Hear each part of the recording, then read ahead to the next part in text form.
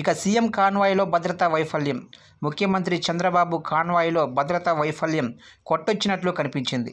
ఇక బుధవారం ఉదయం గుంటూరు జిల్లా మంగళగిరి తెదేపా కేంద్ర కార్యాలయానికి సీఎం వచ్చారు. కాన్వాయ్ లోపలికి వెళ్ళాక ఎవరో ఓ కారును కార్యాలయం గేటు ఎదుట అడ్డుపెట్టి తాళం వేసి వెళ్ళిపోయారు.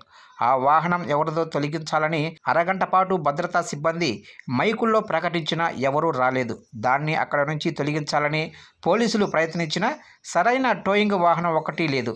మరోవైపు ముఖ్యమంత్రి అక్కడి నుంచి వెళ్ళిపోయే సమయం అవుతుండటంతో పోలీసులు ఒక టోయింగ్ వాహనాన్ని తెప్పించారు. దాంతో కారును తొలగించే యత్నం చేసి విఫలమయ్యారు. దీంతో కాన్వాయ్లోనే కొద్దిసేపు ఆపాల్సి వచ్చింది. చివరికి ఆ కారు చుట్టూ భారీ గేట్లు పెట్టి సీఎం కాన్వాయ్ని దాన్ని పక్క నుంచే పంపించారు. అసలు ఆ వాహనం ఎవరిది? అరగంట పాటు మైకులో ప్రకటించినా ఎందుకు తొలగించలేదు?